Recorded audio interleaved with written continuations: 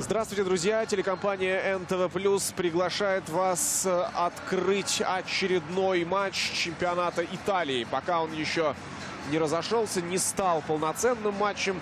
Вот его маленькое такое открытие. Это стадион Сан-Сиро или стадион Джузеппе Меацца. Как хотите, так и называйте, и то, и другое правильно. И сегодня хозяин, а вернее один из хозяев этого стадиона, миланский Интер, принимает клуб Верона, который в прошлом сезоне обзавелся отличным футболистом и отличным достижением в исполнении этого футболиста. Лука Тони, правда, сегодня отсутствовать не будет. Это я о нем сейчас говорил. Но сегодня будет отсутствовать, вернее, потому что получил травму и выбыл на довольно продолжительное время. Но зато есть футболисты, которые заслуживают того, чтобы о них упоминали и в одной, и в другой команде. Интер против Вероны – это матч лидера против команды, которая давно ничего выдающегося в своей истории не совершала. И в этом сезоне не похоже, что совершит.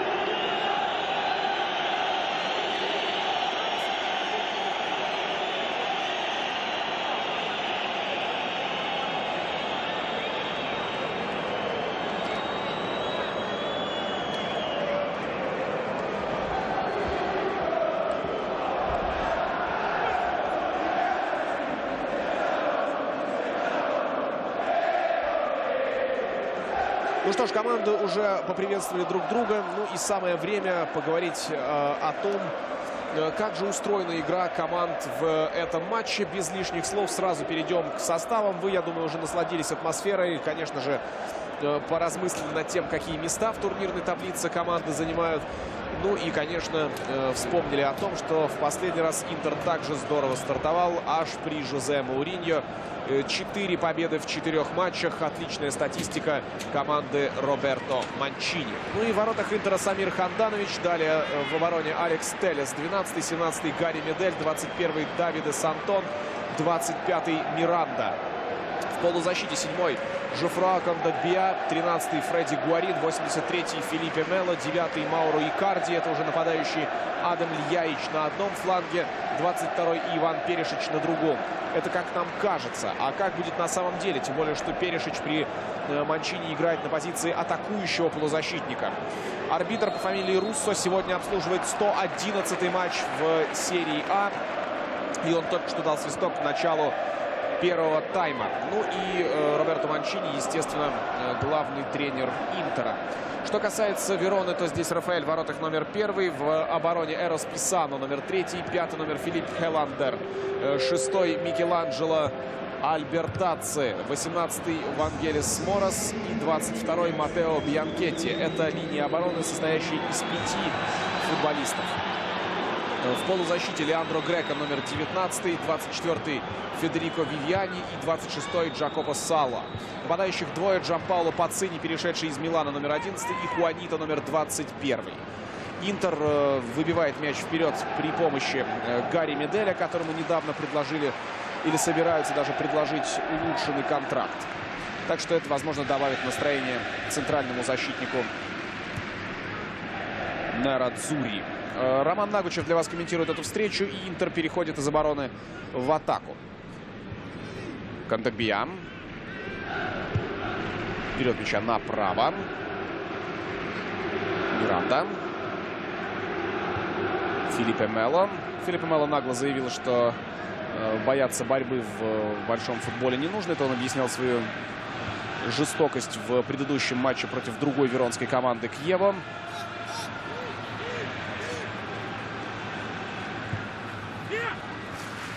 И сегодня Филиппе Мело в стартовом составе Интера.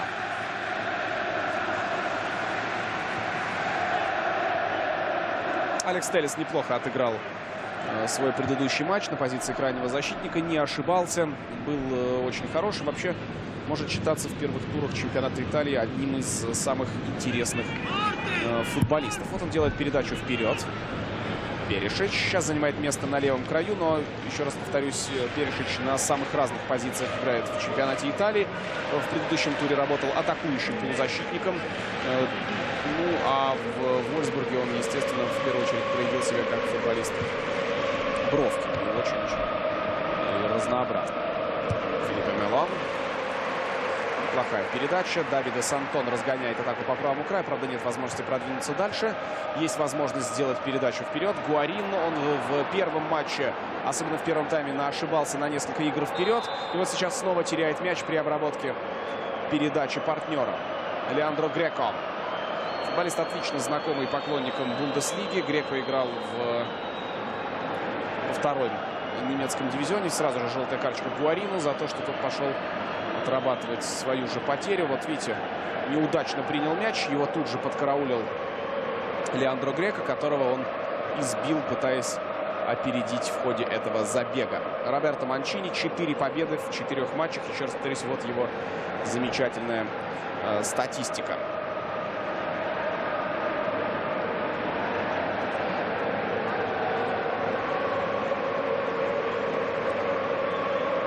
Самир Ханданович.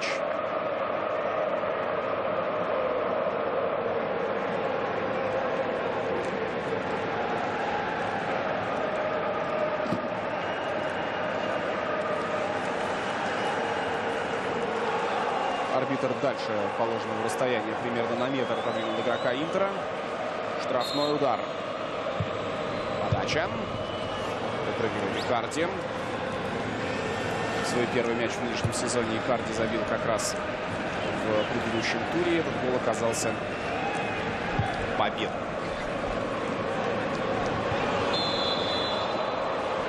Положение.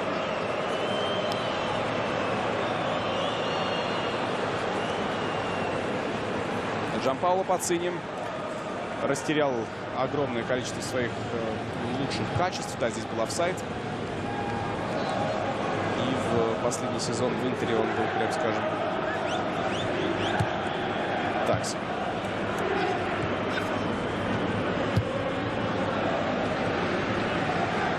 Я сказал, что Леандро Греко играл во второй Бундеслиге. Я его перепутал с другим футболистом с очень похожим именем и фамилией. Так что прошу прощения. Безусловно, в Верону он перешел из Джено, которому, кстати, до сих пор и принадлежит. Ну, а сам Леандро Греко — это воспитанник Ромы, который в течение 9 лет находился в системе этой команды. Время от времени отправлялся во всевозможные замены, но за эти 9 лет сыграл за Рому всего-навсего 35 матчей в серии А. Рафаэл запускает мяч направо. Борьба за мяч. Ничем выдающимся не завершается. Интер бросит из-за боковой. 12-й номер Алекс Телес это сделает. У него поблизости нет предложений, поэтому он бросает вот так далеко. И снова аут в пользу Интера. Помогает Роберто Манчини аккуратным черпачком ввести мяч в игру.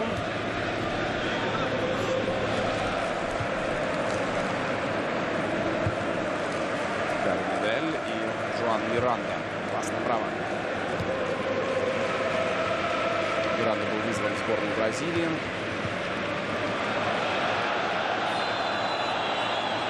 Но вообще-то решения, которые принимает Дунга, вызывают вопросы не только у бразильских журналистов и европейских, но и даже у самих игроков. Недавно, буквально сегодня утром, появилась новость, что защитник Баварии Рафинья отказался ехать в сборную Бразилии и ждет вызова в сборную Германии. Это, наверное, первый случай в истории, когда бразилец отказывается играть за Бразилию. Вот так вот подача. Мы вспоминаем, конечно, историю Деко, португальца, но там не было отказа, там было просто первое приглашение от португальцев. А здесь прямо отказ. Это скандал. Медель. Ускоряется Гарри Медель. И все-таки аут, а не угловой.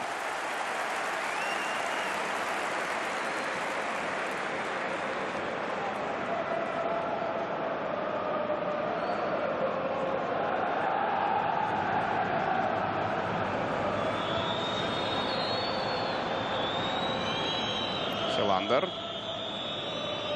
Вангелис Морас. И сразу же подсказывает своему партнеру, что нужно отдать передачу крайнему защитнику Эросу Писанно.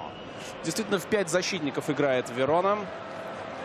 Распространенная схема в Италии. Одна из самых старомодных. И несмотря на ее недостатки, очень популярная в последние годы.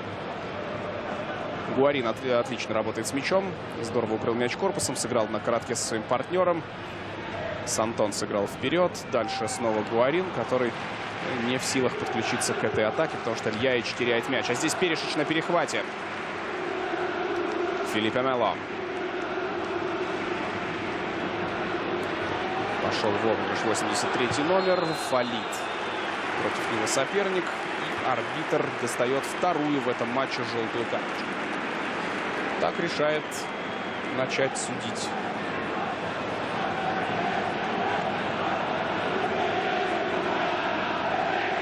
Строгий арбитр матча Интер-Верон. Прямо сейчас продолжаются еще целая куча игр. Карпи против Наполи, Кьева против Торино, Фиорентина Болонья, Ювентус Фрозиноне, Лацио Дженоа, Палермо Сассуоло и Сампдория Рома. Целая куча любопытных матчей, многие из которых на НТВ+. Прямо сейчас. Я не буду рассказывать вам, как развиваются события в параллельных играх. Даже не ждите, вдруг вы захотите посмотреть повторы. Я это уважаю. Ну а тем временем штрафной удар. Очень эмоционально здесь все себя ведут. Первый такой очень интересный момент. До этого штрафные были у ворот Интера, но они ничем особенным не закончились. А вот теперь у ворот Вероны. А у Интера предостаточно исполнителей стандартов, которые могут пригодиться, вот, например, в такой момент. Льяич попадает точно в стенку. Адам Льяич.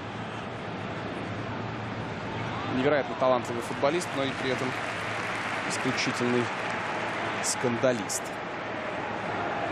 Интер на первом месте. У них 12 очков и разница плюс 4. Правда, это не лучшая разница. В нынешнем сезоне самая лучшая у соседа по турнирной таблице Торино. И, как ни странно, у Кьево, которого Интер обыграл в предыдущем туре, по плюс 5. У Интера плюс 4, у Торино плюс 5 и у Кьева плюс 5. Правда, Кьева после поражения в предыдущем туре отвалился аж на 7-ю строчку. А 7-е место — это, кстати, лучший показатель Кьева в истории выступлений в серии А. Было это в самом первом сезоне под руководством Луиджи Дель Нери. Ну, о Кьеве мы говорили в предыдущем туре. Теперь вот Верона. У них был свой звездный сезон, но я о нем поговорю и вспомню чуточку попозже. Пока Интер переходит в атаку. Кандагбия с мячом. Пас направо. Не самое лучшее решение, учитывая, что получавший мяч Льяич находился под гнетом соперника и вполне мог потерять возможность продолжить атаку. Но Интер по-прежнему сохраняет в этой атаке скорость. Льяич с мячом. Передача Гуарин в одно касание. Адам Льяич. Нет, мяч снимает у него с головы защитник Хеландер. Хеландер и пас налево. Вот теперь Пацини движется навстречу защитнику Жуану Миранде, который в отличном отборе действует и отдает передачу соотечественнику Филиппе Мело. Пас направо. Такая передача какая-то странная в итоге получилась. И, естественно, Гомес Талеб перехватил передачу. Еще один нападающий Верон. 3 центральных полузащитника, которым помогают крайние защитники Писано и Альбертаци. Это нормально для тренера Мандарлини, тренера Верон. Не помню, чтобы Роберто Манчини использовал 5 защитников, если честно, даже в свой предыдущий заход. Он же был тренером Интера до этого, несколько лет назад. Ну и, понятное дело, в Англии у него не было такой возможности. Так что, вспоминая ту работу, которую Манчини проделывал в Италии, и вообще все его команды, 5 защитников у него, по-моему, не было никогда.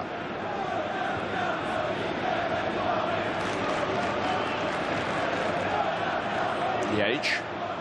Хорошо держит мяч Адам. Передача на Кандакбия. Оттуда выскакивает 5-й номер Хелландер и прямой ногой отдает передачу в начало атаки.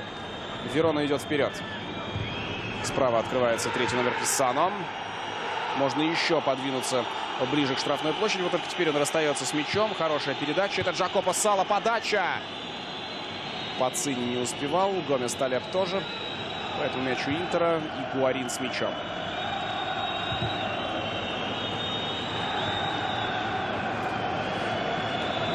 Сегодня ожидается не очень много зрителей. В районе 20 тысяч.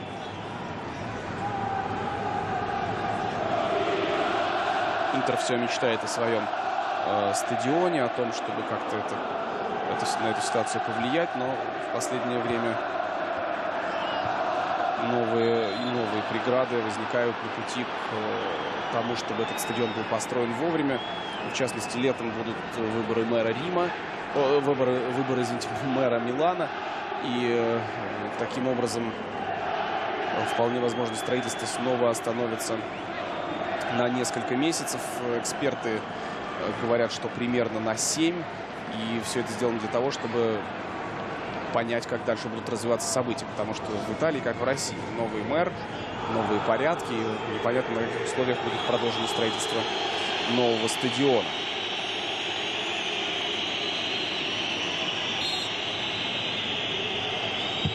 Удар по воротам. Получается удар по голове футболистов, которые стояли в стенке.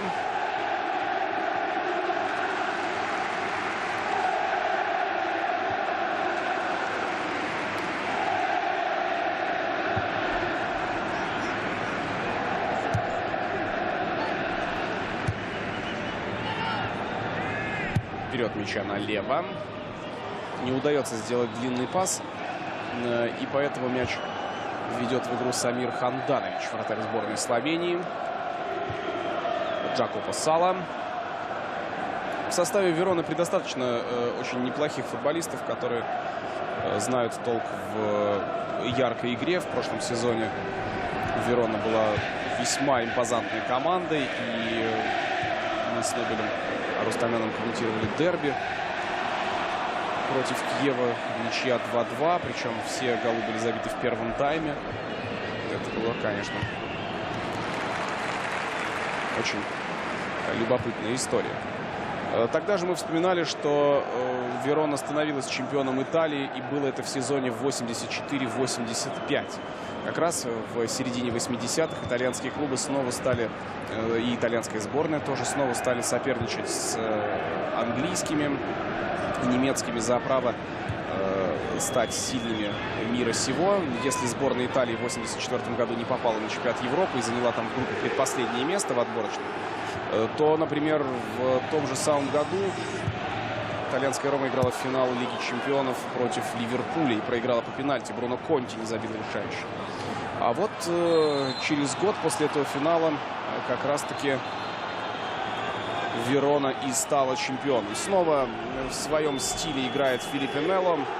Снова выпрыгивает и размахивает руками. Теперь вот Джанпаоло Пацини досталось. И в матче против Киева у него хватало таких историй. Но здесь, правда, он не выпрыгнул, а просто упал прямо на ногу сопернику. Вот смотрите.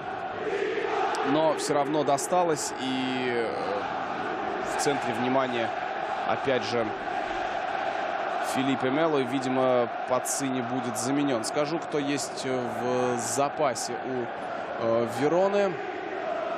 Это Фердинандо Коппола и Пьер-Луиджи Коллини. Это, кстати, вратари.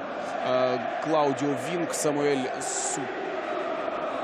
Супрайан, Лука Силигарди, Матtia Дзаккини, Франческо Матузалем, Никола Гильямели, Лука Чекин и Павел Вршолек.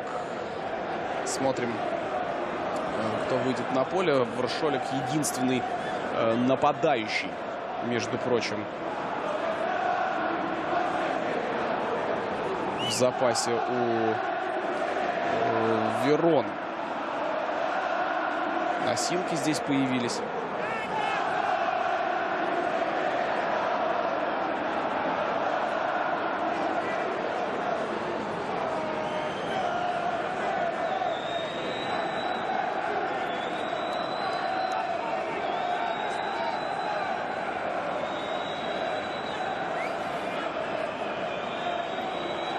Вроде как пришел в себя, если не вглядываться в лицо человека, который несет серебристую сумку, можно подумать, что это Фабио Колачини.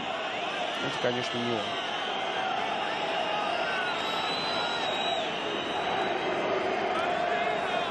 Джампаоло Пацини вроде как пришел в себя, расходился, но по-прежнему хромает. Может быть, у него будет еще возможность себя проявить, потому что пока непонятно, что с ним произошло. Может быть, и будет замена, в конце концов. Мы это поймем уже через несколько минут. Алекс Телес, Яич, Кандагбиян. Вообще у Интера собралась довольно приличная банда грубиянов и настоящих бузатеров. Здесь в первую очередь я отмечаю Гарри Меделя. В ту же самую первую очередь это касается Филиппе Мело. И есть еще Жоан Миранда, который тоже далеко не паинька. Этот защитник в Атлетико мадридском проявил себя с самой лучшей стороны, но были и, прям скажем, вопросы и двойки по поведению.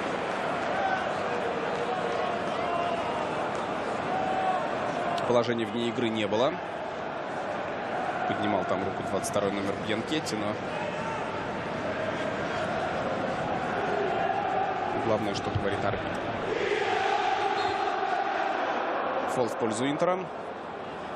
Кандагбия зарабатывает. Центральный полузащитник Жофруа Кандагбия — это один из тех футболистов, против которых практически невозможно вести борьбу, потому что они, во-первых, великолепно играют на своей позиции, и, во-вторых, шикарно работают своим телом. Я имею в виду координацию, умение здорово работать корпусом. Пока еще прихрамывают. 11-й номер Джампаоло Пацини. Вот он там в центральном круге. 11-м номером получает мяч. Вперед направо. Он прихрамывает. Да, видимо, будет замена. Нет возможности у него полноценно участвовать в игре. И арбитры, естественно, рано или поздно дадут возможность произвести замену. Кандагбия. Филиппе Мело. Бьянкетти возвращает мяч в атаку. Это очень неплохое продолжение. Греко может и пробить. Нет, пасует налево. Мяч подскочил на кочке. И поэтому вот такой навес вышел невразумительный. Пацини продолжает бегать, но замена неизбежна. 31-летний нападающий Джампаоло Пацини, к сожалению, свой матч на этом, видимо, завершил. У него накопилось за 1,5 года целых 50 матчей в составе Интера, после чего он перебрался в Милан и в составе Милана провел чуть меньше сотни игр за 3 года в серии А. 85 матчей на его счету значится. В составе Интера 50 за 1,5 года. Я уже об этом говорил. Ну, и за Интер, и за Милан он забил, соответственно, 16 и 24 гола. Вот эпизод, который напрямую повлиял на расстановку сил на поле. Потому что Джампаоло Пацини — это, безусловно, потеря. Лишиться такого нападающего в матче против Интера, который, к тому же, для него, безусловно, будет особенным. Это такая, не то что прям вода, но ручеек на мельницу Интера. Итак, Силигарди появится, вернее, уже появился в составе Вероны. Итальянец Лука Силигарди.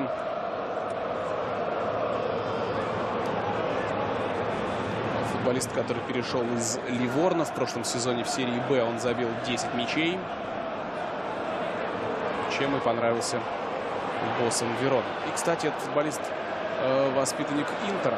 Так что будет любопытно понаблюдать за тем, насколько для него это противостояние принципиальное. Подача, удар Перешича. Ловит мяч голкипер. Лука Силигарди 4 года провел в Ливорно. Он играл в серии Б.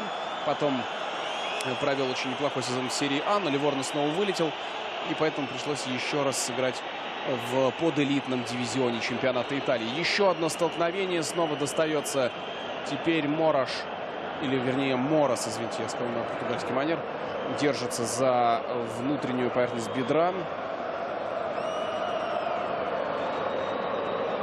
Пока непонятно, насколько это повреждение будет серьезным. Но вот как мужчина я его, конечно, понимаю. Удар принять на себя — это всегда особенное мужское испытание. Вроде бы без замены обойдутся гости. Такой довольно занятный старт. 2 желтые карточки уже к 8-й минуте показал арбитр, а на 20-й состоялась замена одного из важнейших игроков одной из команд.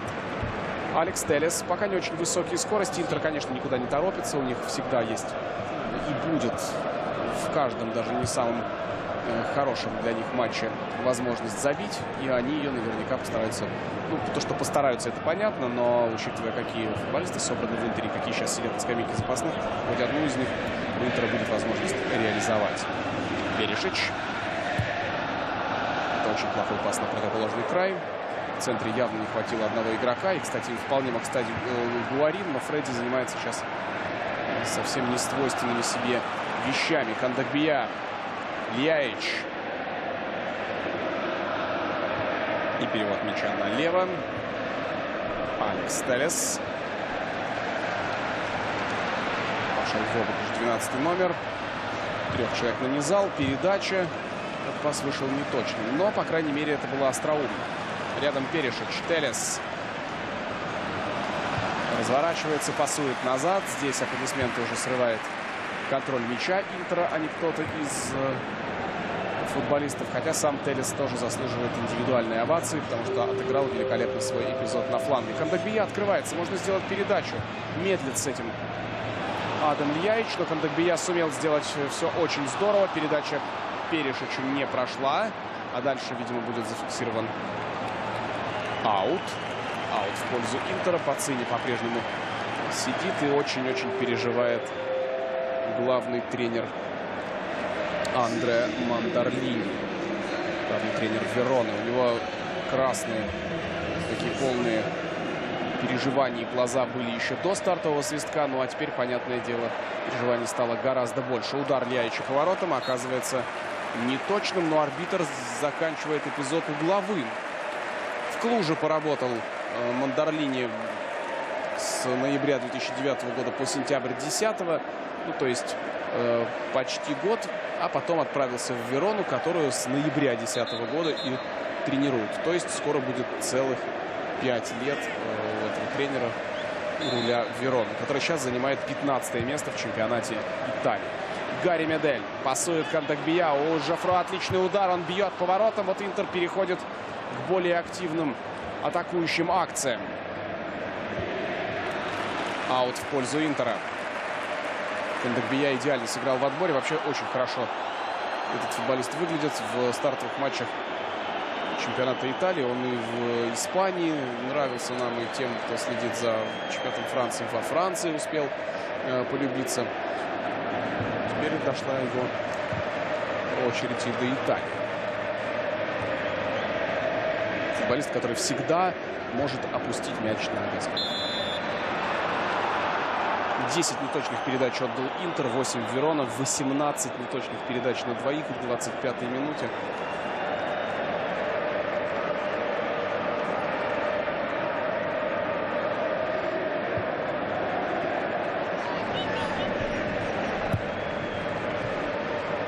самый плохой, прям скажем, результат.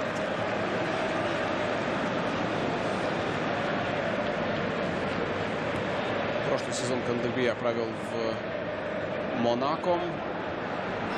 Забил 1 мяч. Ему всего 22 года, но выглядит он так же страшно, как и Лоуренс Фишборн. Кстати, очень на него похож. Вот Кандербия с мячом налево. Яич.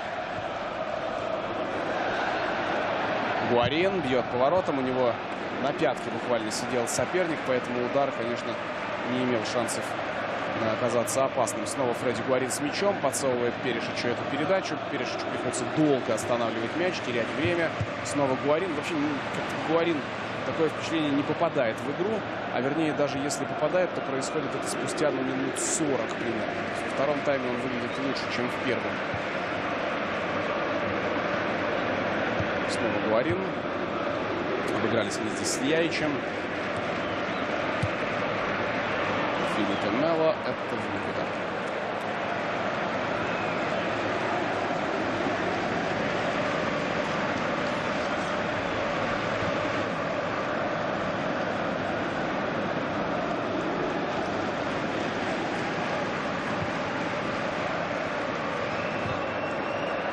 Грека играет налево.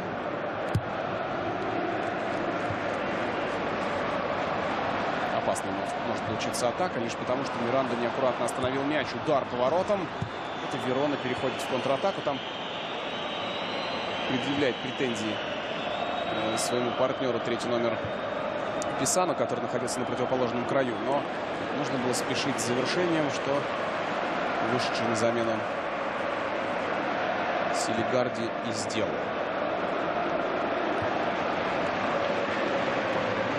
Яич. Пошел в обыгрыш. Угловой заработал. Пока все не то чтобы по плану, но, по крайней мере, это было логичным продолжением. Одним из логичных продолжений эпизода Альбертаца. От него отскочил мяч за лицевую линию. Теперь будет корнер. Кандербия. Здесь рядом Морос.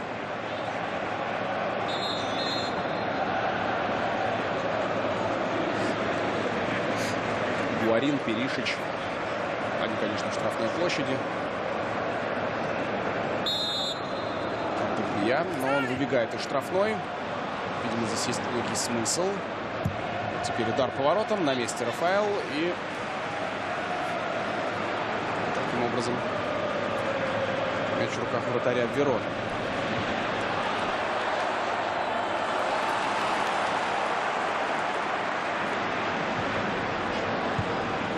Не удалось пойти в атаку. Вообще в Вероне будет сегодня очень сложно, учитывая, как насыщен центр поля у Интера. Здесь и Кандербия, вездесущий, Филиппе Мело, жесткий, если не сказать жестокий, и Ильяич, который с Перишичем постоянно опускаются, и Гуарин, который нет-нет, да сделает что-нибудь крутое.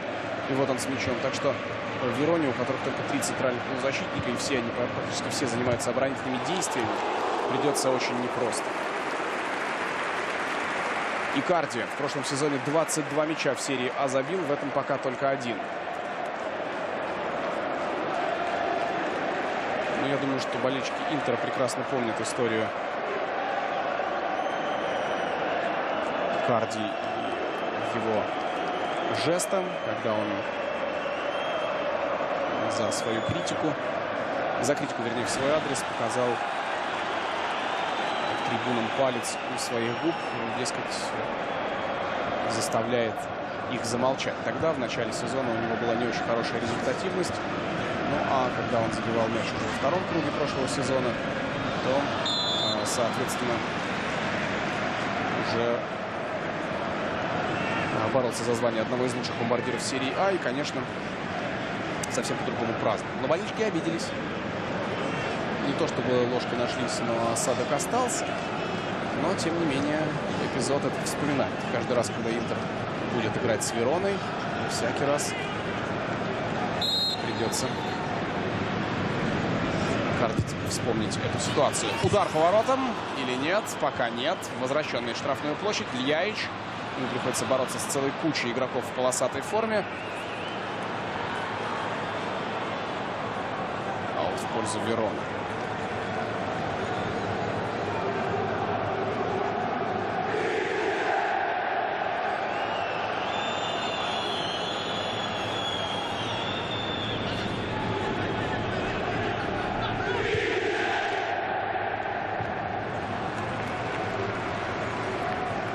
Кондогбия.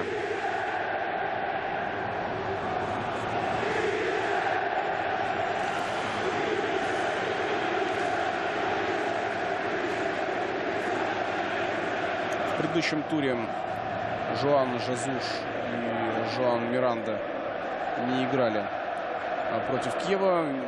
Были сомнения относительно Йоветича, но Стефан в итоге отыграл в том матче полтора тайма и был заменен. А в составе сегодняшнем Йоветича подменяет 22-й номер Адам Лияич. Тоже элемент ротации. Лияич весь прошлый матч сидел на скамейке. Теперь вот вышел в стартовом составе. Йоветич сегодня в запасе.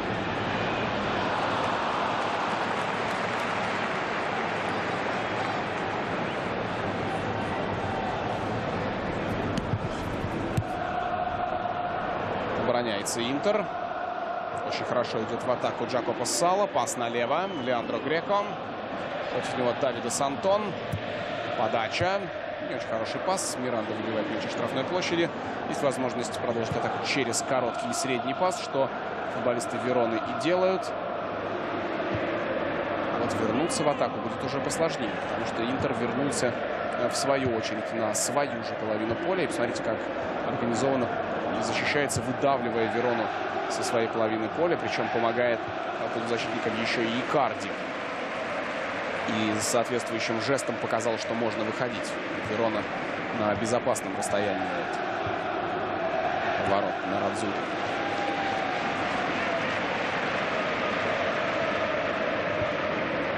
Хеландер. Снова швед с мячом. Наверное, пасует назад, потому что вариантов-то немного. Здесь уже успел Перешич обосноваться. Ильяич и Икарди, который помогает. Вот, наконец, Верона теряет мяч. Гарри Медель. Сантон.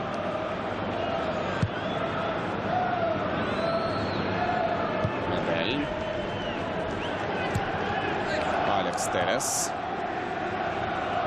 Тащит мяч бразилец. Кондогбия. Ну, это очень неудачно. И пас Кондогбия, к тому же еще и поперечный, оголил зону за спиной Телеса, куда уже устремился третий номер Писано. За Телеса отрабатывает Лияич. И его обманывают здесь. Писано. Подача. Очень опасный момент. Сантону в нос мяч попал.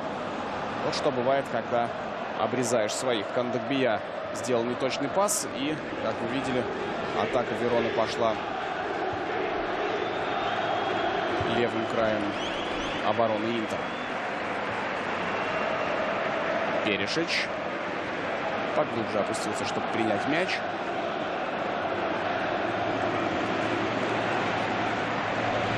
Берет себя, можно подавать.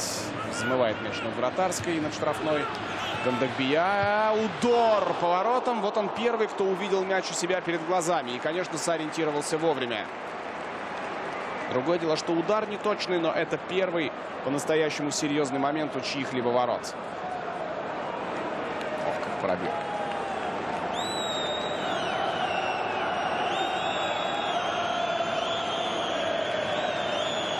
Да, комичный эпизод. В первую очередь реакция Сантона нам понравилась. Ну а здесь Леандро Греко, прям скажем, неприлично сыграл. Мало того, что он подкатился не очень чисто, так он еще и ухитрился по бедру ударить соперника, когда сам падал на газон. Греко.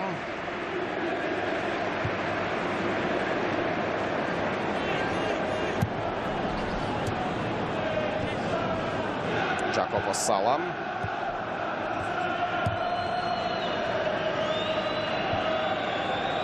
Центральный защитник Морос бросает мяч налево. Мельчат футболисты Вероны, но пока играют весьма и весьма неплохо. Это был очень хороший прием в исполнении Гомеса Талеба. Но он оказался то ли вне игры, то ли там было нарушение правил. Непонятно. Хуанито Гомес Талеб. Офсайд.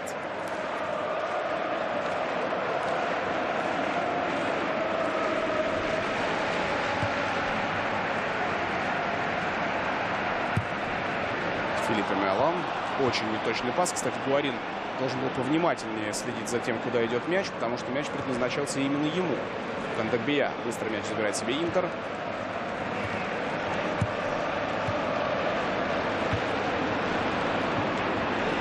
Брутальный подкат Кондогбия. Желтая карточка оказывается в руках вратаря по фамилии Руссо.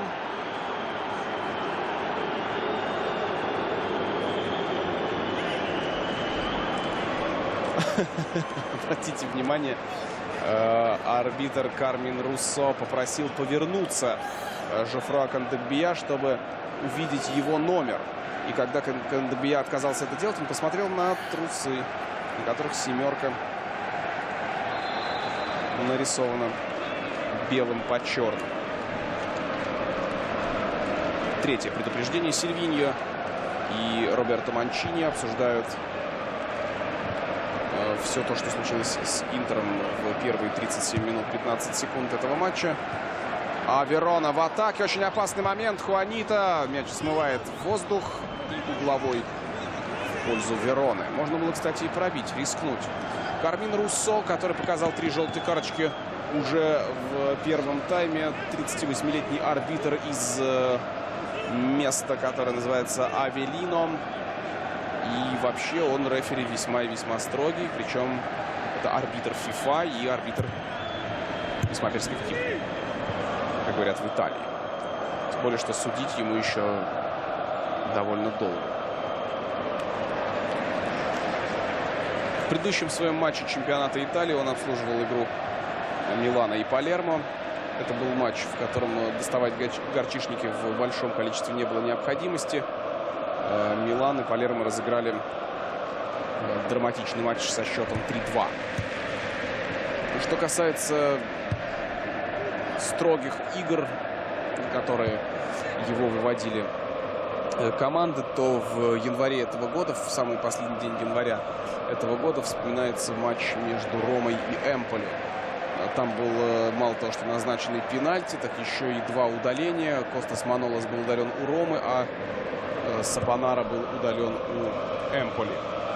Кроме 2 красных было еще 5 желтых и, как я уже сказал, назначенный пенальти. Там арбитр Руссо лютовал по полной программе. Подача Перишича, летит мяч на угол вратарской и отворот. Массимо Моратти, почетный президент Интера, и, конечно, Роберто Манчини.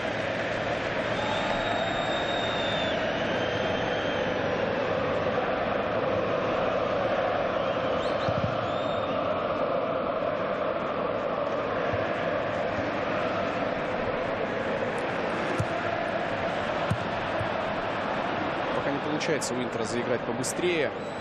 Я еще раз повторюсь, возможно, это и не нужно. Мы видели неторопливый темп в предыдущей игре Интера в гостях у Киева. Но сейчас Интер играет дома.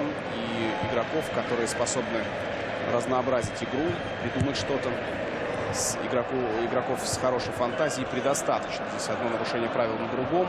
Руссо разрешает продолжить игру. В этой мясорубке Кондогбия оказывается на мяче первым. Свисток арбитра замирает, и у него во рту, и ни в коем случае в развитии событий. Леандро Греко в итоге успокаивает мяч, получив его неподалеку от штрафной площади. Сделал передачу в штрафную, и арбитр, сделав паузу, разрешает продолжить игру. Кстати, не только арбитр не обратил на это никакого внимания, но и футболисты Интера, которые даже не стали смотреть на арбитра, а просто пытались выцарапать мяч у нападающего Вероны. Единственный, кто более-менее отреагировал, был Гарри Медель, который просто попросил, очень громко попросил встать пострадавшего и продолжить игру. Гуарин. Яич уже где-то на левом краю, а на правом Сантон пытается придумать атаку. Перишич ему особо не помогает. Помогает Гуарин. А Перишич переместился на линию, скорее, второго нападающего. А вот Льяич теперь уже на другом краю, на левом. Хорошую передачу выкатывает Сантону. Сантон возвращает мяч Льяичу. Тот отскакивает к Гуарину. И угловой зарабатывает Интер. 42-я минута.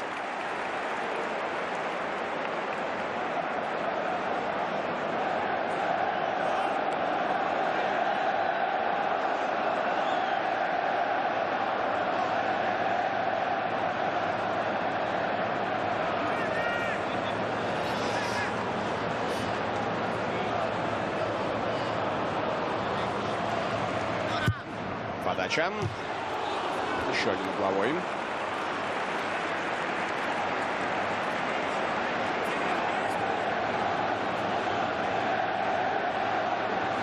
Протащил Гуарин, и защитник справился. Предыдущий эпизод. Вроде бы не было никаких нарушений правил, нарушений футбольной этики. Подача.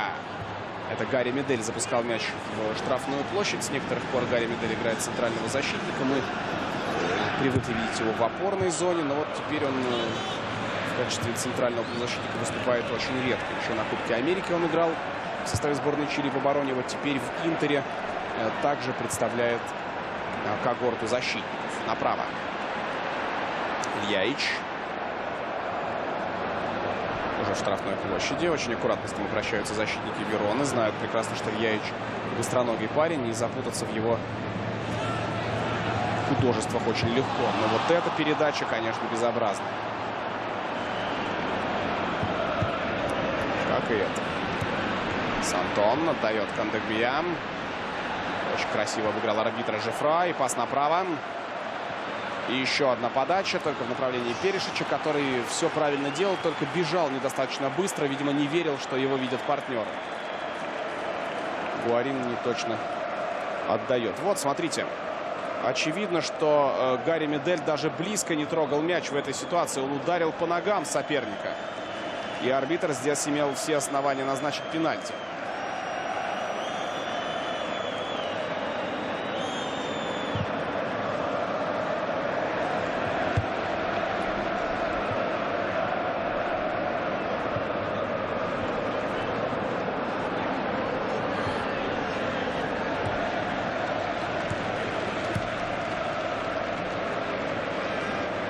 Филиппе Мело.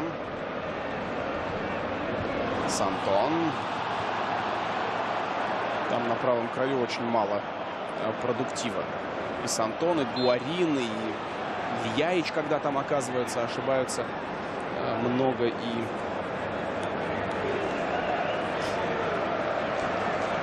ни в коем случае не улучшают игру Интера на том фланге. Каждая вторая их передача оказывается неточной. Всякий раз это возвращает Верону в активную атаку. Ну, по крайней мере, переходить из обороны в нападение они предпочитают именно флангом, где играют Ильяич, Гуарин и Сантон. Ну, вот здесь Ильяич в центральном круге подобрал мяч, отпасовал Кандагбия. Алекс Телес показал Перишичу, что приближаться не надо, нужно пойти наоборот дальше. Перишич это понял, завладел мячом, сделал передачу Ильяичу. Адам с мячом, подбирает ногу под удар, видимо, не получится. Икарди еще дальше катит на 21 номера Сантона. Подача.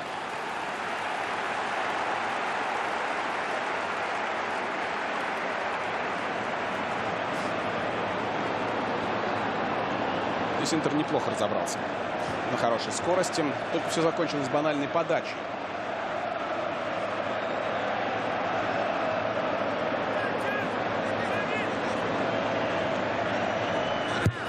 Еще один навес.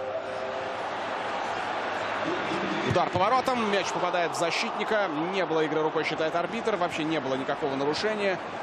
Но удар чудовищной силы принял на себя 22 номер Бьянкетти, который на пути мяча как раз и встал. Ну и с Гарри Меделем что-то не так.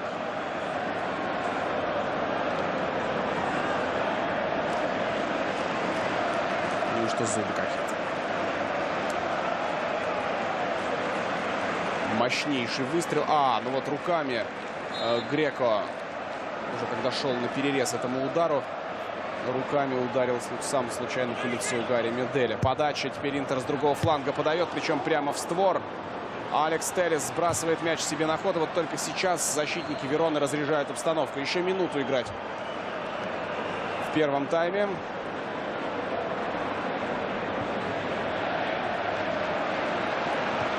Первую половину матча Интер, как и Верона, потратили на разведку.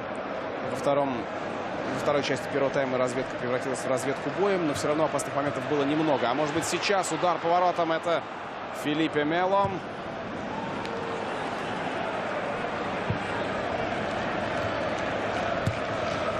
Кандакбия. Как же он укрывает мяч корпусом. Как же он им шикарно владеет.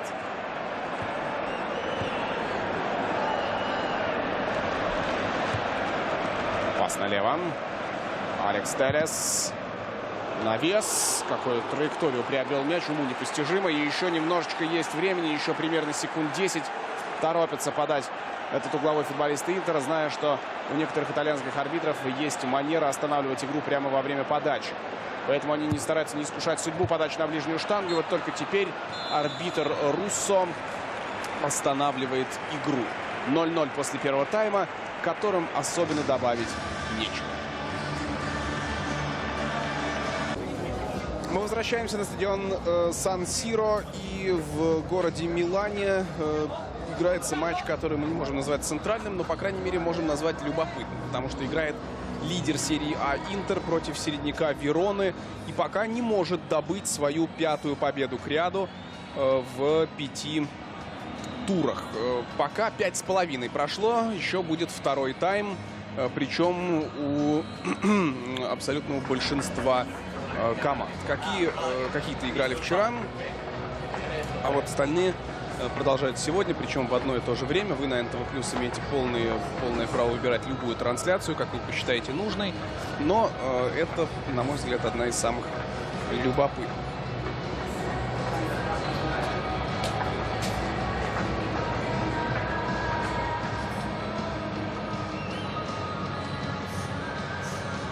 Команда уже вышла из-под трибунного помещения. Я пытаюсь понять, есть ли какие-то замены. Вот там промелькнула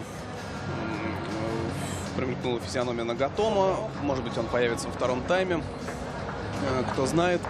Но пока замена была только одна. Джампаоло Пацини покинул поле. И вместо него Силигарди появился в нападении Вероны. Пацини столкнулся с Филиппе Мело. Причем не просто столкнулся, а Мело упал ему на ногу. И после этого итальянец продолжить игру не смог. Так что бразилец выступил в своем репертуаре. И почему-то это уже давно не кажется чем-то экстраординарным.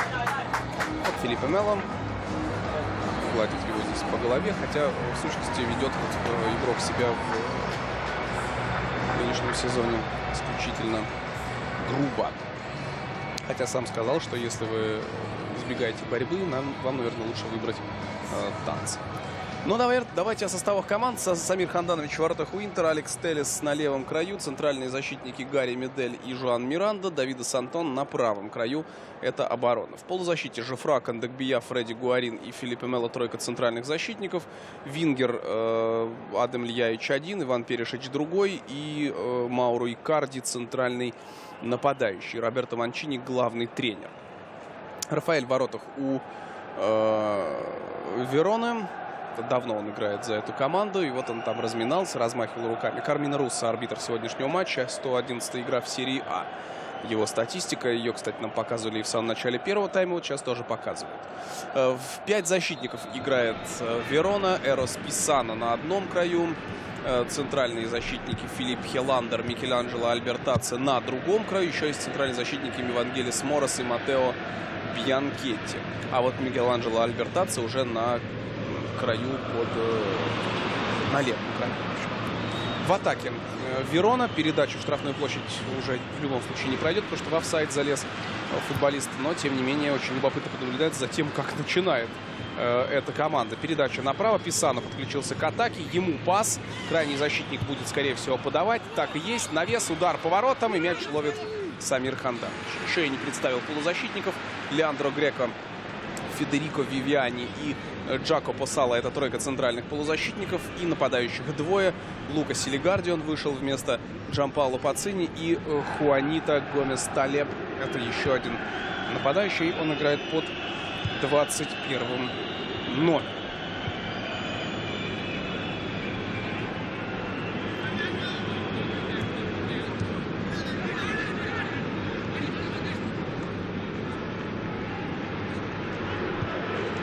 Интер в атаке. Яич. Хеландер против него. Передача Гуарина в очередной раз оказывается неточной. Мяч летит в направлении 21 номера Хуанито, который спиной, обрабатывая мяч, но никак не мог его должным образом остановить. Поэтому передача на Сантона. Сантон возвращает Кандакбия. Снова Кандакбия.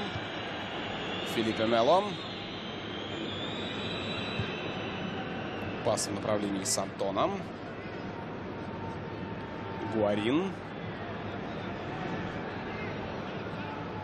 Яич.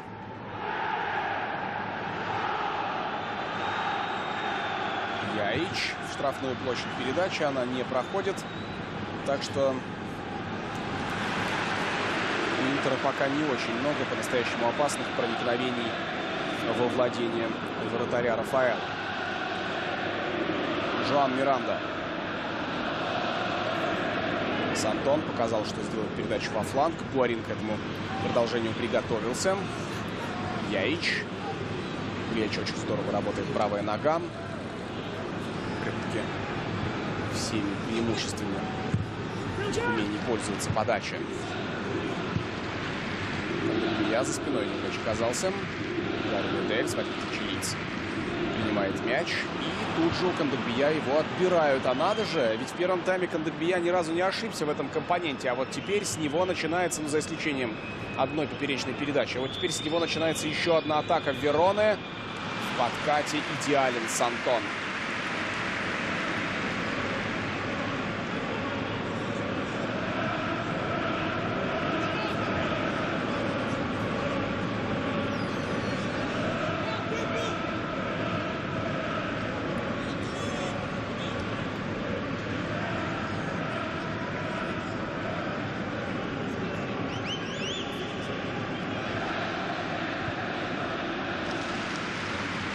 Девушка не первый раз в жизни в футболе, или ее действительно завораживает игра. Карди. Какой пас. В первом тайме совершенно не был заметен Икарди. Впрочем, в первом тайме предыдущего матча он тоже не был особенно актив. Так что его результативность не проистекает из непреложной необходимости создавать опасные моменты. Он всегда полезен. И рано или поздно окажется в нужный момент в нужном месте. По крайней мере, так я сейчас идеализирую аргентинского капитана Интера. Яич перекладывает мяч с ноги на ногу. Отличный прострел, только в никуда. По замыслу это был просто шикарным. Гуарин. Мяч у него отбирают, но атака Интера продолжится. Перешич возвращает мяч назад. Начало в корень этой атаки. И Филиппе Мело отличным пасом пытается запустить Ильяича, но мяч покидает пределы поля вместе с самим Адамом Ильяичем. В запасе у Интера есть Хуан Пабло Карисо. Это резервный голкипер. Кстати, вратарей в запасе у Интера меньше, чем у Вероны. У Вероны 2, у Интера только 1 вратарь. Мартин Монтоя, Андре Ранокия, Юто Нагатомо, Йону Тураду, Асаня Гнокурим.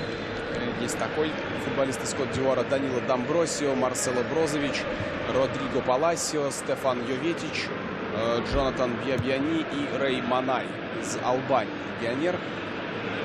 Тоже на него обязательно посмотрим. Филиппе Мело. Подача. Все разводят руками и, естественно, провожают мяч за пределы поля. Очень интересно будет выяснить состояние дел в запасе Интера, потому что футболисты, которые могут реально усилить игру, здесь присутствуют. И один из них, конечно, Родриго Паласио. И о нем в последнее время говорят как о футболисте, который может покинуть Интер. Рассказывают, что его мечтает даже вернуть в Бока Хуниорс. У меня в этом, кстати, нет уверенности, потому что в Италии говорят всегда очень много. Но Бока — это команда, клуб, который, как правило, если что-то заявляет, то следует этому верить. В частности, возвращение Карлоса Тевеса все-таки свершилось. Йоветич то ли разминается, то ли уже бежит к скамейке, чтобы выйти на замену и получить указания тренера. Так вот, Родриго Паласио вроде как в сфере интересов Боки находится. И даже заговорили о том, что он перейдет в Боку уже зимой, в зимнее межсезонье. Но в Интере эти слухи стараются не культивировать, отметают. Говорят, что Паласио этот сезон точно доиграет. А там, что называется, будем посмотреть. Игуаин. Ой, Гуарин. И Гуарин с мячом. Пас направо. Сантон.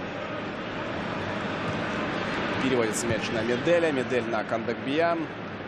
Оба этих футболиста играли в составе Севильи. Играли очень неплохо. Пусть даже это в большей степени касалось их атакующих качеств, чем оборонительных, но все равно.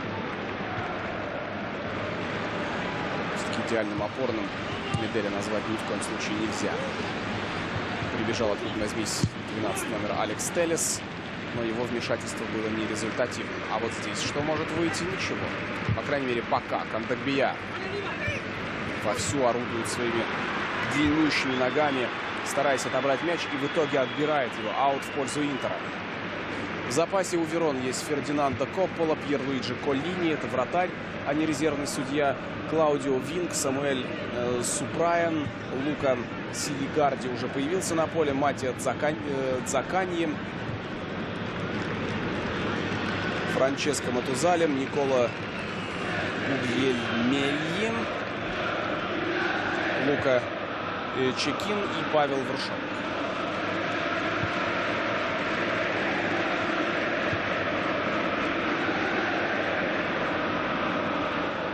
Сантон.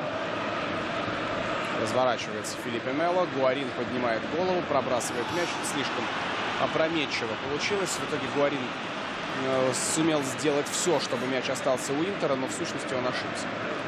Снова Фредди Гуарин.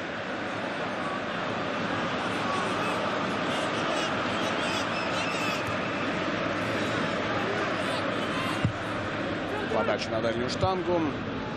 Мяч вылетел из штрафной площади. Кандакбия, как он тянется за мячом. Как здорово он выбирает возможность отобрать мяч. Сделать очень хороший отбор. Очень опасный момент. Удар! Штанга! Вот дела.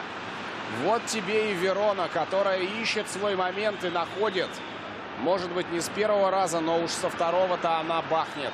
И вот она бьет по штангам. Теперь уже и организует свою очередную атаку с падением. Правда, без нарушения правил. А мы увидим удар то ли в штангу, то ли в перекладину. Там совершенно было непонятно. Ханданович просто провожал мяч взглядом. Он уже ничего не мог поделать. И вот только лучшая подруга вратаря пришла на помощь. Вот оно как бывает. Ты вроде бы контролируешь ситуацию, вроде бы даришь цветы, а девушка, как сказал бы Юрий Розанов, все равно уходит к тому, у кого гуще борода. Это была перекладина. Это была перекладина. Это был бы очень красивый гол. Вот мы с вами видим всю анатомическую подробность этого эпизода. Ханданович просто смотрел на мяч, который ударился о стойку.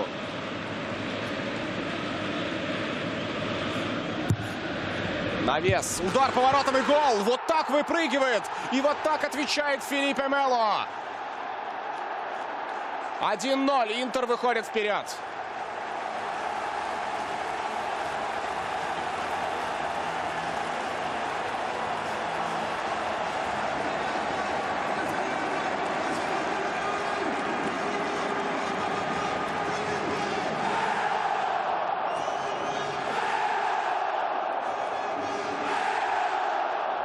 Еще раз смотрим за подачей. Великолепно выпрыгнул Филиппе Мело. Во-первых, он двигался к мячу сам. У него даже не было оппонента. Он появился потом, когда он вел борьбу. Но это было уже не важно, потому что Мело видел, куда летит мяч. И уже точно подстроился под такую подачу. Ну и то, как действовал против него соперник, это, конечно, победа в первую очередь в игре по позиции. Здорово отработал Филиппе Мело против Микеланджело Альбертаци, который, похоже, изначально не видел своего соперника. И особенно в завершающей стадии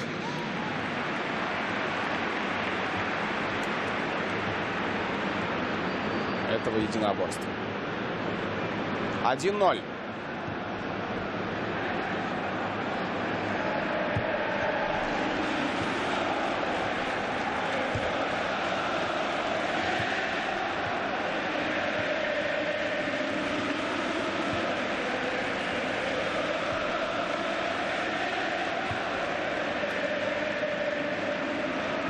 Миранда. Медель.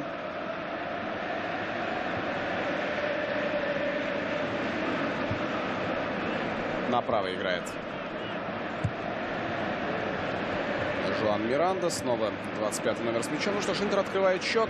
Это то, о чем мы говорили, что у Интера будет обязательно возможность для того, чтобы себя проявить. Она может быть, конечно, не обязательно будет такой, как у Вероны после контратаки или удара по воротам, но штрафные — это тоже, причем так вот здорово разыгран, тоже признак большой команды. Интер, безусловно, большая команда. Не только потому, что это один из самых узнаваемых брендов в истории футбола и сейчас в мировом футболе тоже, но и потому, что эта команда возвращается на свои прежние позиции в серии А. По крайней мере, к этому все идет. Интер 4 победы из 4, и вот сейчас намеревается оказаться в активе и 5-я победа. Положение вне игры.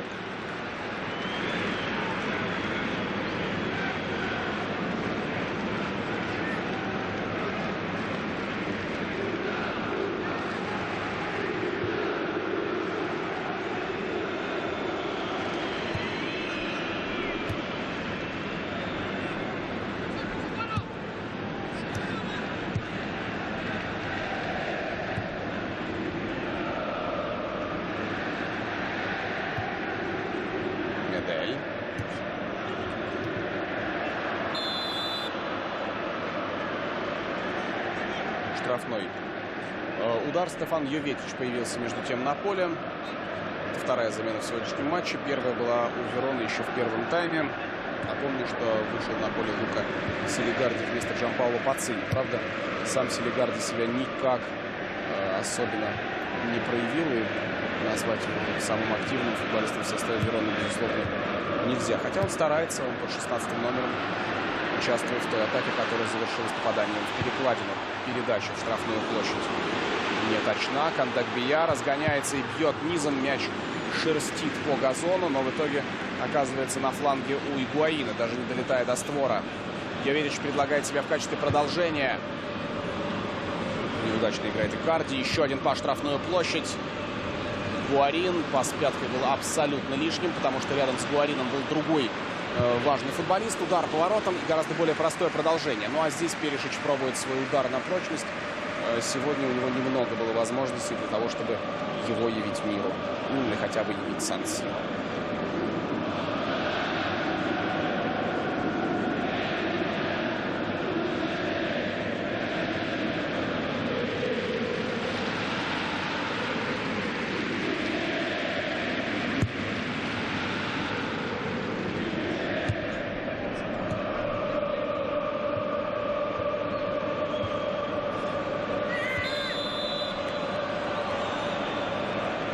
Кандакбия на газоне. Желтая карточка Джакопо Сала. Это 4-е предупреждение в матче. Кандакбия и Гуарин получили желтые карточки у Интера и Альбертаци у Вероны еще на 8-й минуте. Это произошло. Вот он, Джакопо Сала. И еще одна замена готовится у Интера.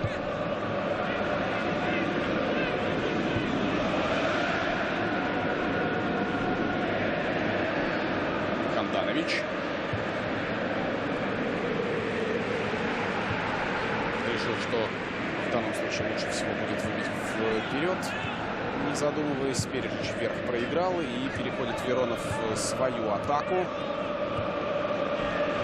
Альбертаци. У Интера готовится выйти на поле еще один француз. Есть Кандакбия. И сейчас в стартовом составе появится Бьябьяни.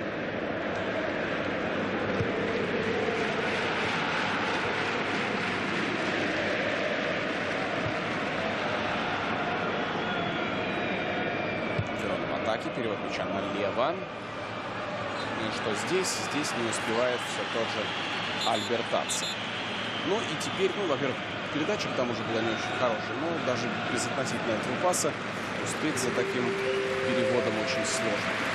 Ну и вот теперь выходит Джонатан Людовик Бьябьяни. Его провожают аплодисментами. Вернее, его встречают аплодисментами, а Жофруа Кондогбия провожает. Хорошо отыграл 7-й номер. И посмотрим, как себя проявит все-таки 11. Теперь можно вводить мяч ударом от ворот. Ханданович показывает, что нужно все-таки чуть поуже расположиться, чуть покомпактнее, ближе к середине поля соответствующим жестом. И дальше бьет направление Перишича в очередной раз. Перишич даже не ведет борьбу. Филиппе Мело. А вот в отличие от Перишича, Филиппе Мело, чтобы выиграть вверх, даже прыгать иной раз не требуется. Он своим видом внушает страх и ужас соперникам. У Стивена Кинга есть такое произведение, которое называется «Дорожный ужас прет на север». Это как раз про него. Удар по воротам и угнал.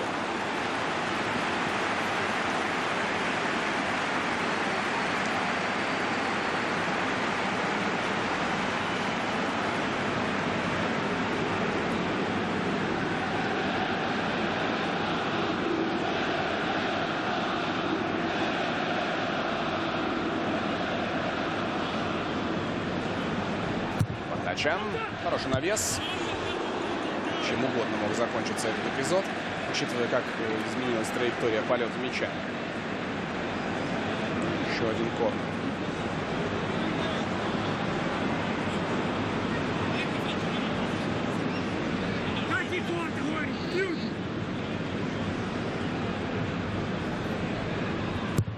Навес. Карди успел к этому мячу. Там в борьбе он изначально оказался в безвыигрышной позиции. Передача направо. Хорошее продолжение. Еще один пас в краю. У Вероны почти все атаки развиваются флангами. Единственная, кстати говоря, опасная пришла через середину, когда была контратака. А в остальном фланге это действительно то, что нужно. Выбивает мяч Филиппе Мело. Желтая карточка за грубый подкат в центре поля. Я подозреваю, что еще Леандро Греко сказал несколько ласковых слов. То ли арбитру, то ли своим соперникам. Но в любом случае вот этот отбор выглядел устрашающе. Да, это предупреждение, вне всякого сомнения. Икарди, смотрите, под что подписал себя. Вот, всем чем угодно могло закончиться эта атака. А мы смотрим за тем, как Йоветич, обрабатывая мяч, сразу же отпасовал бегущему вторым темпом Перишичу. Это признак большого мастера. Но арбитр, тем не менее, показывает, что должен быть аут, потому что Филиппе Мело выбил мяч в аут ни с того ни с сего. И желтая карточка в данном случае была отложенным штрафом.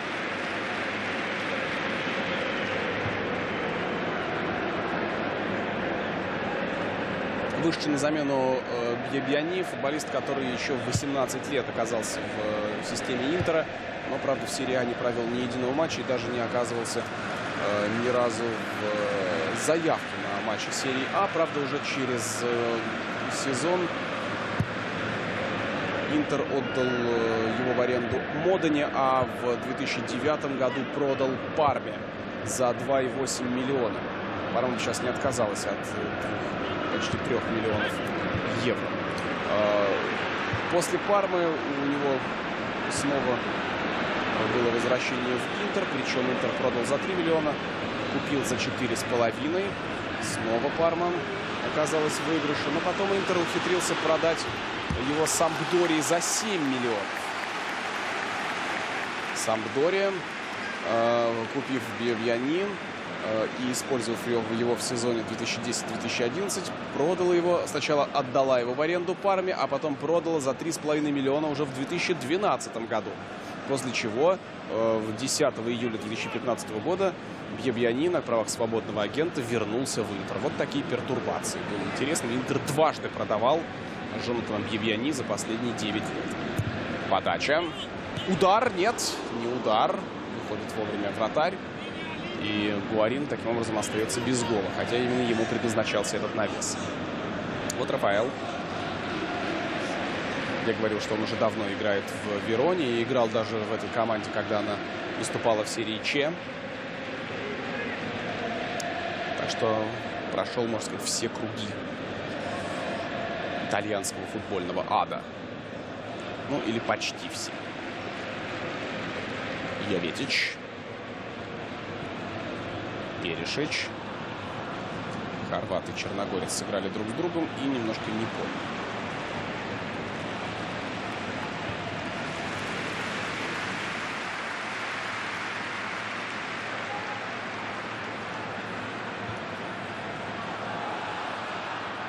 Мяч у самой бровки достает Сантон. Футболисты Вероны прессингуют. Да, тяжело выходить из-под такого давления. Причем прессингуют вот так на чужой половине поля, пожалуй, что впервые в сегодняшнем матче.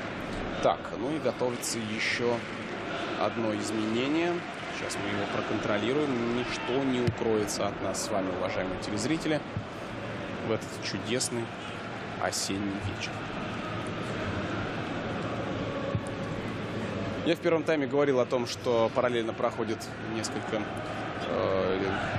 очень важных матчей. И я обещал вам не говорить о том, как развиваются события в параллельных играх. И говорить об этом, естественно, не буду. Смотрите эти матчи на НТВ+, потому что многие из них как раз параллельно с этой встречей идут. Выбирайте себе трансляцию. Ну, а если вдруг не поспеете, то есть для этого огромное количество повторов, которыми мы вас побалуем. Йовитич.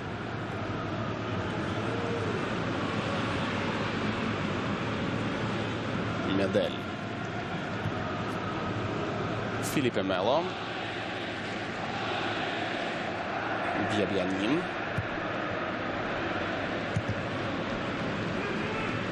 Не так элегантно, как Кондогбия обращается с мячом.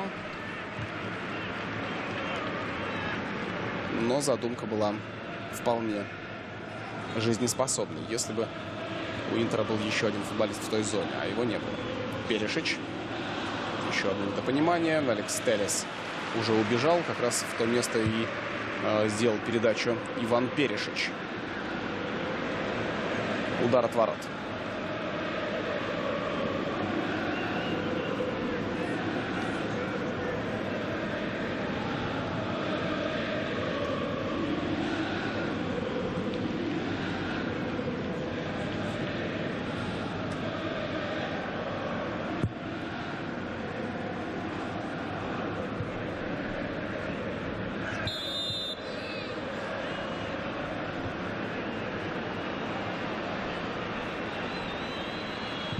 Это удар по воротам, который оказывается неточным. Не будет и углового.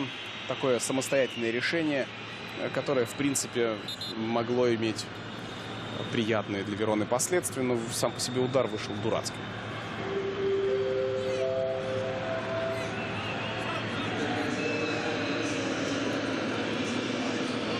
Альбертаци покинул поле. Вместо него выходит Супрайен.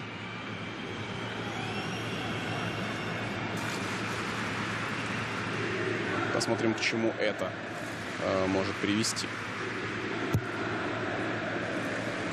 Нет у меня уверенности, что это прям-таки усиление. Я еще раз повторюсь, нет Тони, чемпиона мира, главной атакующей надежды Вероны в прошлом сезоне.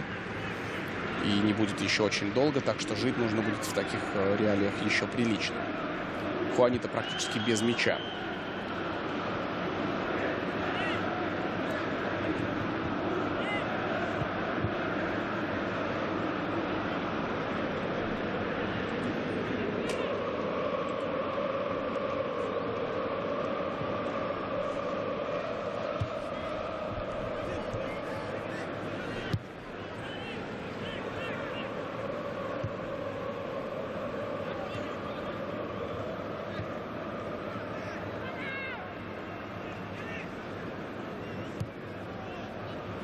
Леандро Греко. Супрайен. Вышедший на замену 69-й номер. Пока располагается слева. И, судя по всему, это замена по позиции. Учитывая, что покинул поле левый защитник Альбертаци, то вполне вероятно на левом краю обороны и окажется 69-й номер Супрайен. Но, может быть, чаще будет играть в атаке. Потому что все-таки активности впереди Вероне не хватает. А сейчас терять-то уже особо нечего. 0-1. Йовитич. Греко разводит руками, спрашивает: а где же вы, футболисты-то мои? Куда давать-то? И в итоге все заканчивается длинными переводами, где мяч подвисает в воздухе. У Интера куча времени перехватить навес. Вот Телес это и демонстрирует.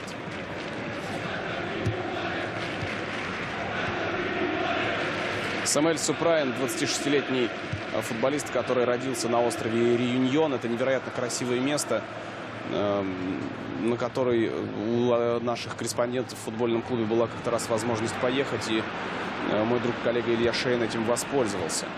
Это место, в которое мало кому так просто придет в голову поехать в качестве туриста, но оно того, поверьте, стоит. Остров располагается, практически остров-вулкан, сумасшедшие пейзажи и невероятно добрые люди. Самые теплые воспоминания о той поездке остались у моих друзей и коллег. Так вот, в Верону он перебрался из клуба «Дижон». До этого все время он выступал в чемпионате Франции. И это первый зарубежный клуб Самуэля Супраена. К 26 годам решил сменить страну. В Дижоне в Лиге 2 он играл на протяжении 2 сезонов в качестве, даже не 2, а 4 сезонов кряду в качестве железобетонного игрока основы.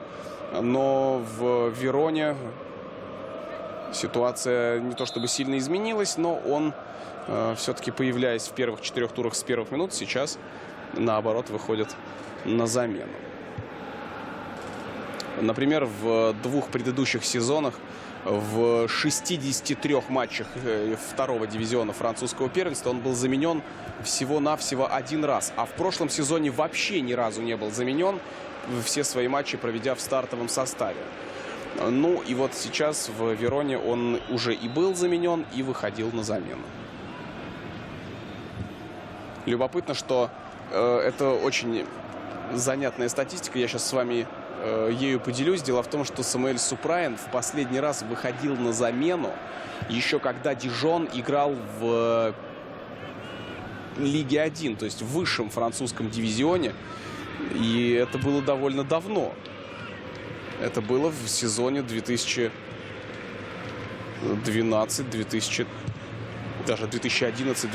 То есть представьте себе, как давно Супраену не приходилось вступать в игру со скамейки запасных. Это был матч 23 октября, ПСЖ Дижон 2-0 в пользу ПСЖ. И вот там Супраен в последний раз выходил на замену. О как.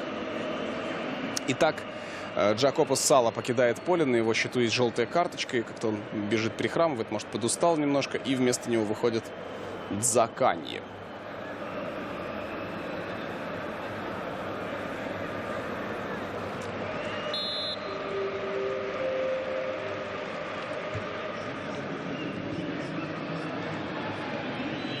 В атаке Верона. Перевод мяча налево. Остается мяч в поле. Остается. Правда, у Интера, а не у Вероны. Вот только передача вышла просто ужасной. Поэтому Леандро Греко заберет себе мяч. Впервые так долго Верона пребывает на чужой половине поля. Супраен. Пас налево. Не добирается до мяча 11-й номер Бьябьяни. Леандро Греко. Передача. Опасный момент. Удар. Сваливается мяч с ноги. То ли от рикошета, то ли от волнения. Сейчас поймем. Но судя по тому, что никто не уходит, будет угловой. Так что помешал здесь или Миранда, или Мело. Они здесь рядышком блестели своими лысинами. Смотрим за ударом и понимаем, что рядом был Жуан Миранда.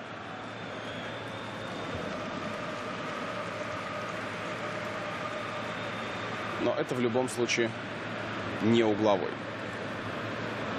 1-0. Филиппе Мело на 56-й минуте отличился. В 2 последних матчах примерно в одно и то же время забил Интер. Перешич набирает ход, прострел, и Карди падает. А что показывает арбитр? А арбитр назначает. Какие-то аплодисменты раздаются. Не уверен, что пенальти. Но и мне кажется, что и не угловой.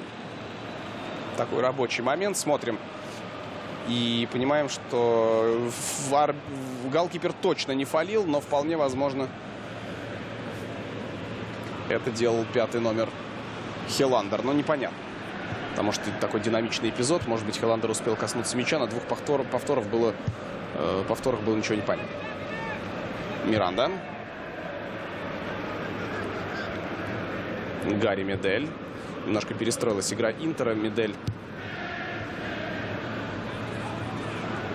со своими коллегами по обороне располагаются как тройка центральных защитников. А вот Сантон уже окончательно пошел вперед и играет чуть ли не вингера.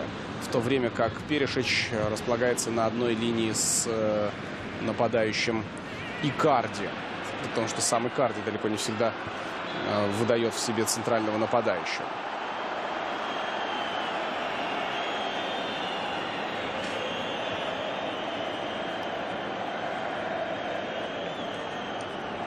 Неправ Гуарин. 78-я минута заканчивается. Все это, конечно,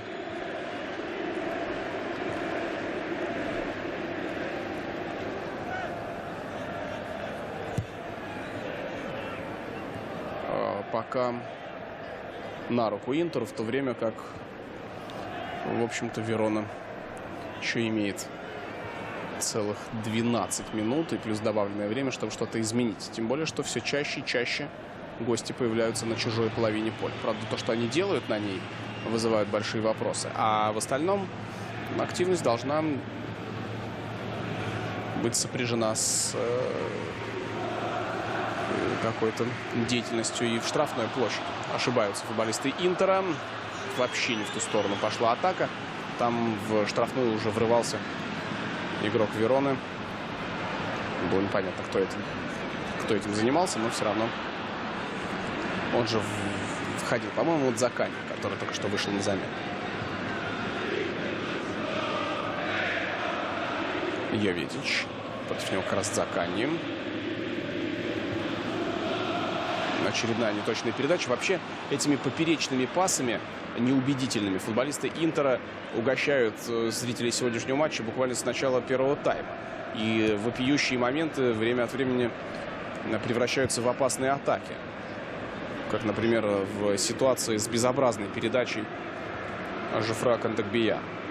Это было в первой половине матча, и тогда была очень опасная атака Вероны. Хуанита бьется за мяч с Меделем.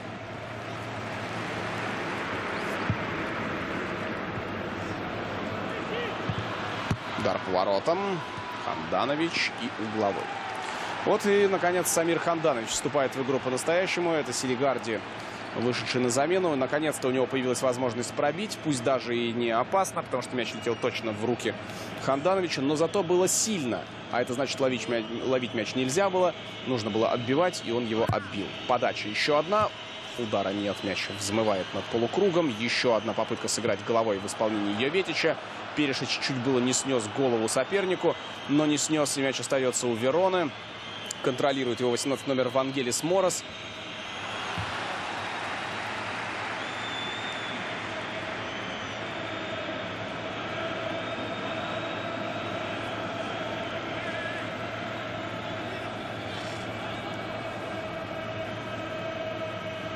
Из-за боковой.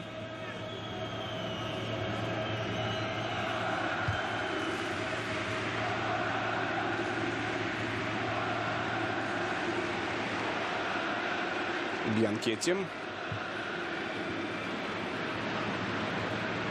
Пас в борьбу. Вот статистика ударов по воротам. 5-3 всего, 4-2 в створ. Все в пользу Интера. Алекс Телес держится за голеностоп.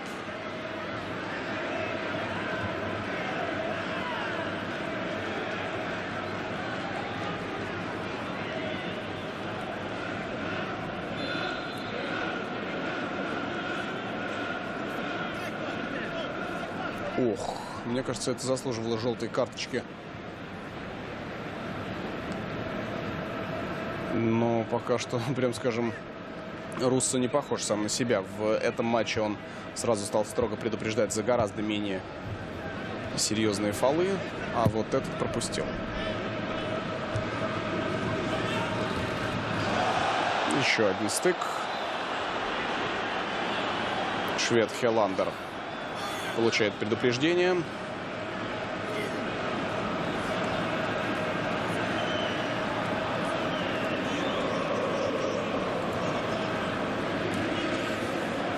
достается Икарди уже, кстати, не в первый раз.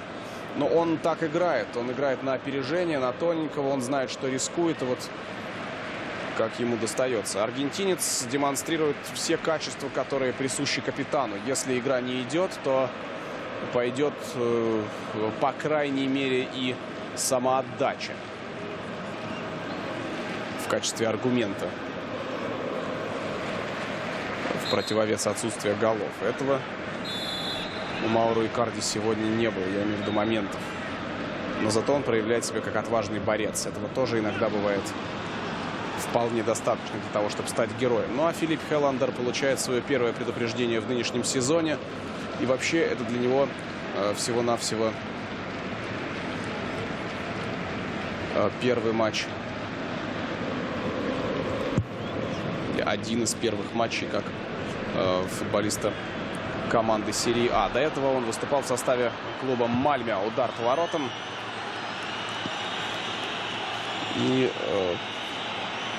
никак. Филипп Хелландер — это игрок, тот самый, который только что получил желтую карточку. Это игрок, который стал чемпионом Европы среди молодежи. Было дело в Чехии, как вы помните, этим летом.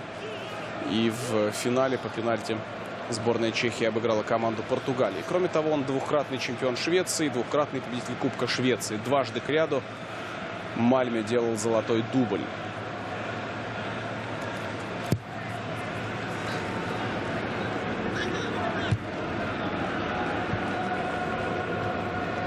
Медель.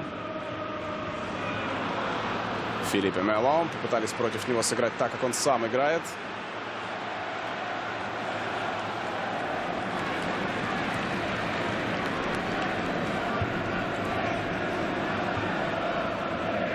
Медель.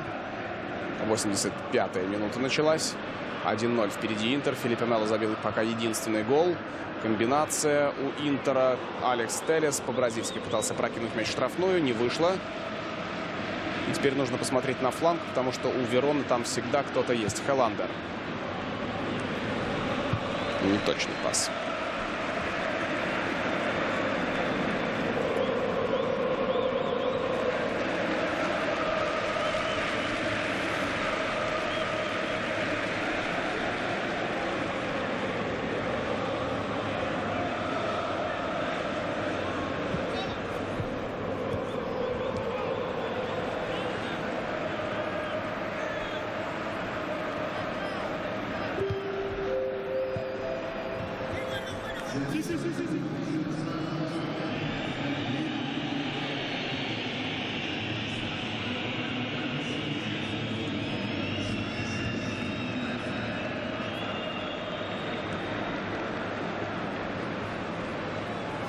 Филиппе Мело. Медель. Гарри Медель. Перешич. Обыграл, кстати, Медель соперника очень неплохо, изящно. И сделал передачу в атаку. Правда, пускай эта атака захлебнулась на какое-то мгновение, но все равно это был полезный ход, который закрепил Интер у чужой штрафной площади.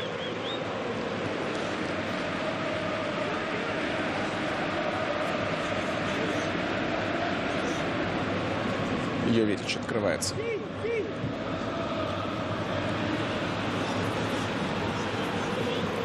Йовитич под 10-м номером играет за Интер. Это номер, который получил великий Роналдо.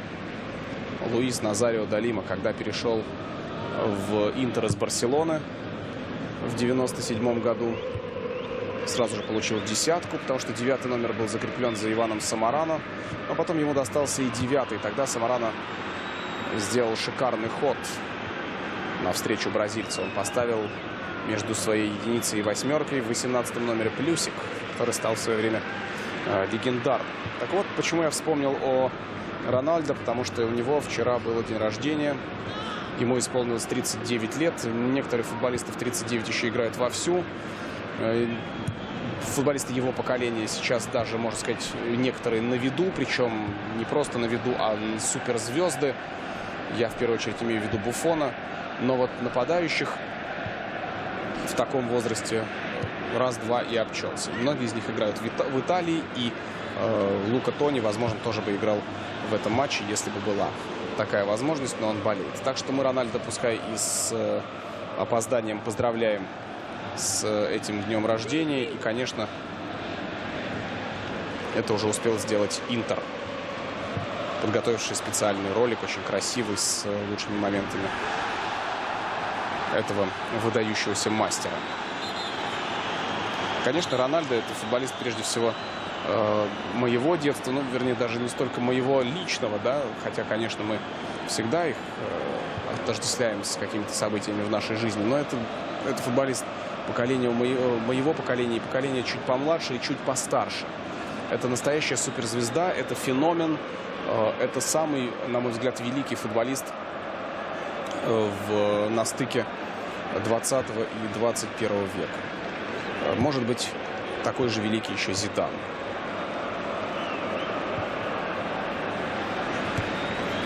Но это, безусловно, был совершенно невероятных талантов игрок. И, что важно, он произвел настоящую революцию в техническом оснащении футболиста. Он умел практически все и демонстрировал это на самом высоком уровне, что до него не делал никто. Это была такая игра во дворе, но на самом высоком уровне. Это вот примерно то, что сейчас делает Месси. Но Месси — это Месси. Алекс Теллес покидает поле, выходит Андреа Раноккия. Видимо, займет место на той стороне поля. На всякий случай еще раз интересуется у Сильвиньо и у Роберто Манчини. Сильвиньо, как правило, дает указания футболистам, которые вот-вот выйдут на поле. Подача. Момент мог быть гораздо более опасным.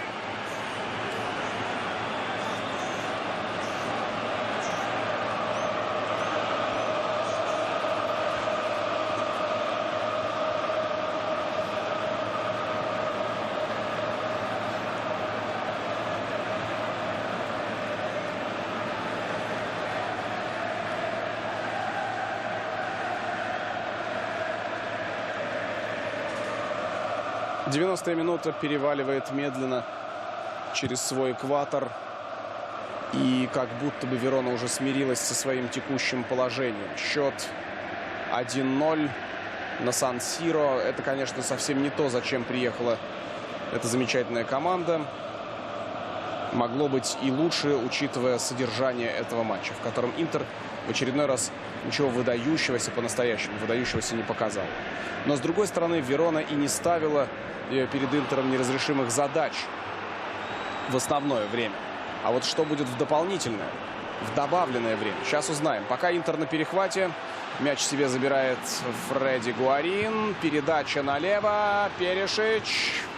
Просит у него мяч партнер. Вот Йоветичу не дают ударить по мячу. Так долго в серии А ждать мяч не принято. Отберут немедленно. Еще одно предупреждение для Филиппе Мело, вполне традиционное. Это, наверное, повод поговорить о самом Филиппе Мело, но, наверное, уже в следующем матче, потому что, хотя, в принципе, можно, поскольку время еще есть, и там что-то пытаются игроки Вероны еще доказать. Кто знает, может быть, нас ждет драматичная концовка. По крайней мере, Роберто Манчини волнуется. Подача, может быть, он что-то знает. 3 минуты арбитр добавил. Интер на перехвате. Йоветич убегает с центра поля. Не то чтобы 1 на 1, но у него есть предложение. Там Икарди чуть поотстал. Йоветич, удар по воротам. Он абсолютно, на мой взгляд, неадекватно оценил ситуацию. Гуарин. Йоветич. Снова Гуарин. Йоветич.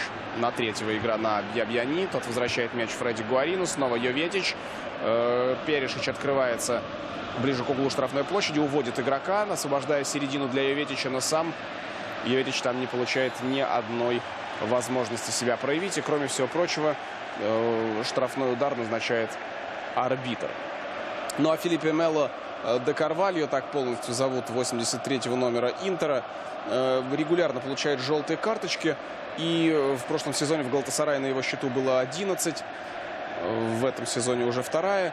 Но лучший, или вернее даже можно сказать худший результат в любом из сезонов у него 13. Ни в одном из сезонов у него не было больше 13 желтых карточек. При этом с 13 предупреждений случалось трижды. В последнем сезоне в Альмерии, это был сезон 2007-2008, когда эту команду замечательно тренировал Унай Эмери. Это был первый и единственный его сезон в Фиорентине с 13 желтыми карточками и 2 удалениями. И это был его первый сезон в Галатасарае, тоже 13 желтых карточек, при этом ни одной красной. И аж 12 голов. Это Филиппе Мело в своем дебютном сезоне в Бразилии. Так что 13 предупреждений — это то, на что мы можем, в принципе, рассчитывать как на максимум в исполнении Филиппе Мело. 3-я минута заканчивается, подвисает мяч в воздухе, снова играет бразилец, вышеупомянутый. Мяч остается у Гуарина. Игуарин, боже мой. Рафаэл и, наверное, все. Арбитр Руссо фиксирует 5-ю победу подряд. И Интер возглавляет турнирную таблицу чемпионата Италии. И возглавит ее даже по окончании этого тура, как бы все оставшиеся матчи, которые проходят параллельно, не закончились. Интер продолжает возглавлять серию А, и хотя Роберто Манчини перед этим матчем говорил, мы всего лишь неплохо начали, он в какой-то степени лукавит. Он отлично подготовил команду. А хороший старт — это иногда и очень неплохой задел, в том числе и когда дела пойдут не так хорошо. Может быть, даже это случится на финише, и эти 5 побед Интеру очень пригодятся. А может быть и больше, кто знает. В ближайших матчах у Интера Фиорентина в качестве продолжения 27 сентября. Смотрите этот матч на НТВ+, обязательно. А у Вероны сложный соперник Лацио, у которого просто чудовищная серия пошла из гостевых игр. Там поражение и жуткая разница забитых и пропущенных мячей. Интер вот так празднует свою 5-ю победу к ряду и 2-ю подряд со счетом 1-0. Для вас работал Роман Нагучев. Счастливо, удачи вам. Встретимся на матчах серии А. До свидания.